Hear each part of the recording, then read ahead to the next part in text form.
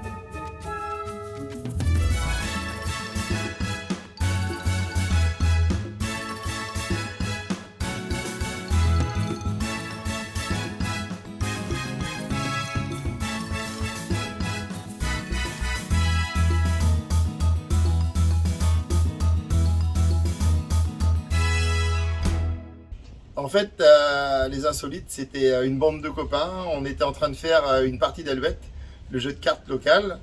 Et on s'est dit pourquoi pas créer un événement sur le port des Champs, parce qu'il y avait la passion, il y avait, l'envie de partager. Et du coup, de fil en aiguille, on a créé l'événement il y a 7 ans. Il y a 7 ans, dès la première année, ça a été une très grande réussite. Et de fil en aiguille, ça a suivi, ça a pris de l'ampleur. On a été coupé net par l'histoire du coronavirus.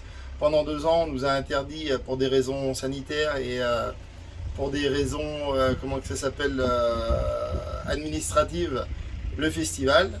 Et cette année, comme on a eu tous les feux verts, on a relancé la 5e édition. On est parti pour une 5e édition en espérant faire quelque chose d'extraordinaire.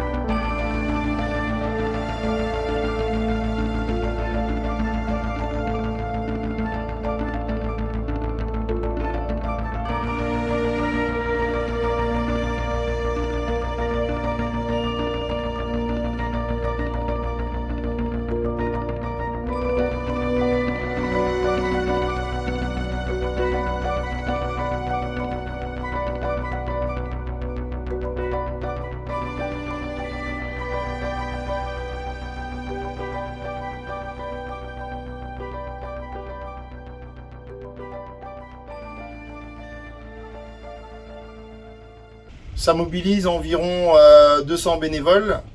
Alors on a réussi à transmettre notre passion à des gens qui étaient autour de nous, des amis, de la famille, des voisins.